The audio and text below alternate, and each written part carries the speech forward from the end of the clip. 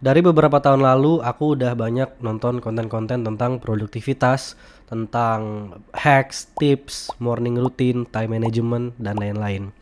Dan ini adalah 3 mitos tentang produktivitas yang harus kamu tahu. Tim Cook, CEO Apple, bangun jam 3.45 pagi setiap hari.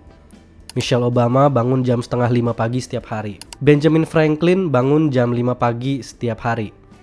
Maulana, karyawan swasta, bangun jam setengah 5, jam 10 udah hilang.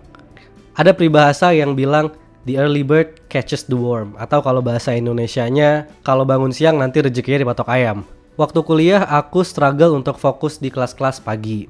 Sedangkan si Bambang seneng banget kelas pagi. Justru waktu sore aku lebih fokus, tapi si Bambang sore udah kecapean. Ternyata menurut Journal of Sleep Research, jam bangun seseorang itu nggak ada hubungannya sama produktivitas. Karena puncak produktivitas tiap orang itu jamnya bisa beda-beda, tergantung kapan dia ada di puncak energinya. Ada orang yang bisa lebih produktif di pagi, karena energinya lebih banyak di pagi. Ada yang di siang, ada yang di sore, ada juga yang di malam. Nah, ini yang dinamakan dengan chronotype. Jadi kinerja kognitif dan puncak dari produktivitas tiap orang itu tergantung preferensi masing-masing. Kayak tadi, ada yang pagi, ada yang sore, ada yang siang, ada yang malam, tergantung puncak energi mereka juga. Kayak kalau misalnya kita ke restoran, ada yang mesen ikan, ada yang mesen daging, ada yang mesen ayam, semuanya protein, tapi tiap orang pasti pengennya beda-beda, preferensinya beda-beda gitu. Tergantung dari sukanya apa gitu kan. Nggak bisa semua orang disuruh makan ikan gitu misalnya. Jadi bangun pagi itu nggak necessarily bikin produktif. Kalau di jam-jam yang kita paling alert, paling banyak energinya, tapi nggak dipakai buat hal yang produktif, misalnya main HP, main game, tapi malah waktu yang kita energinya low dipaksa untuk produktif, jadinya cepet capek, cepet exhausted dan lain-lain. Dengan catatan waktu tidur juga harus proper, 6-8 jam setiap hari, dan tiap orang punya waktu tidur yang berbeda juga.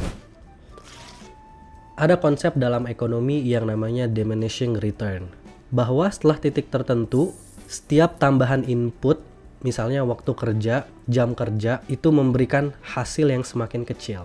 Konsep yang sama juga berlaku dalam kerjaan sehari-hari, yang aku namakan dengan teori kayaknya udah dulu deh. Dimana ketika ngerjain suatu hal, yang aku cari adalah titik kayaknya udah dulu deh.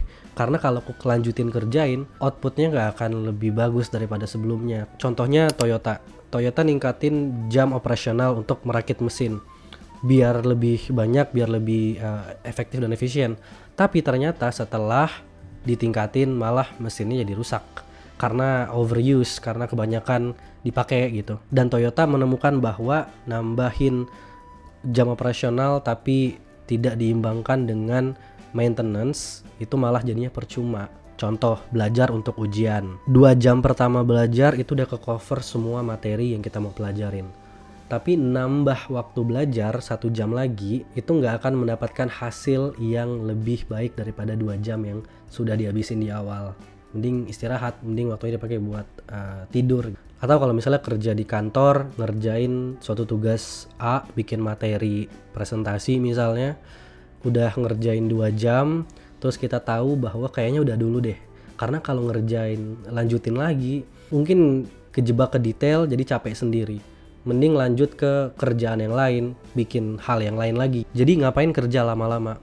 Harus pinter naker kapan berhenti untuk istirahat atau untuk switch ke task yang lainnya. Mau itu belajar, mau itu bikin tugas, mau itu bikin materi, mau itu kerja. Carilah titik kayaknya udah dulu deh, terus istirahat atau lanjut ke task yang lainnya. Jangan sampai kecapean ngerjain sebuah task dan returnnya udah nggak sebanyak di awal lagi. Jadi find that spot, kayaknya udah dulu deh. Faktanya motivasi itu berubah-ubah dan fluktuatif. Guru agamaku pernah bilang dulu waktu kuliah, iman tiap orang itu fluktuatif, kadang naik, kadang turun. Sama kayak motivasi. Menurutku motivasi itu over glorified. Orang-orang banyak yang nunggu motivasi untuk ngerjain suatu hal. Ntar deh nunggu motivasi, atau ntar deh nunggu mood untuk ngerjain suatu hal. Jadi motivasi itu harus diakalin. Kalau nggak ada motivasi ya harus diada-adain. Karena sebenarnya motivasi itu adalah hasil dari action yang kita kerjakan. Dari buku Atomic Habits yang ditulis oleh James clear, motivasi adalah hasil dari tindakan. Ketika kamu mulai bertindak, motivasi akan mengikuti. Makanya ada yang bilang juga, you don't need motivation, you need discipline. Fuck your motivation. You need discipline. Benar juga, karena kan kalau kita disiplin, kita ngelakuin sesuatu tanpa banyak mikir. Dan ketika kita udah ngelakuin sesuatu, action kita tadi akan membuat kita tergerak, termotivasi untuk melakukan action yang lainnya. Dan action itu bisa dimulai dari hal yang kecil banget. Misalnya kayak olahraga, mau lari tapi nggak mood, nggak ada motivasi, ya udah pakai sepatu dulu, pakai baju dulu, ganti baju, ganti sepatu, jalan dulu mungkin keliling kompleks, habis jalan mungkin tergerak untuk jogging ya, habis jogging tergerak untuk lari, terus ya udah akhirnya kita 10 menit, 15 menit jogging, lari kita sudah lakukan. Atau kalau mau mulai ngerjain tugas, males, ya mulai dulu dari action paling kecil, buka laptop, hidupin, buka Microsoft Word, PowerPoint, tulis satu kalimat, satu kata, satu paragraf, jadilah sebuah tugas nantinya. Karena dari action kecil kita tergerak, lanjut terus, dan motivasi akan build up seiring dengan action kecil yang kita lakukan. Atau kalau mau bikin tugas, ke cafe yang sepi, yang gak ada orang, jadinya kita juga gak enak kalau gak ngapa-ngapain, gak enak kalau main game. Jadi intinya produktivitas itu gak melulu ngikutin tren. Atau yang banyak orang bilang, ikutin 5 tips produktif ini untuk bisa berhasil dalam kehidupan sehari-hari. Gak gitu. Karena pendekatan tiap orang bisa beda-beda. Explore aja yang works untuk kamu dan share di komen di bawah. Thank you, bye.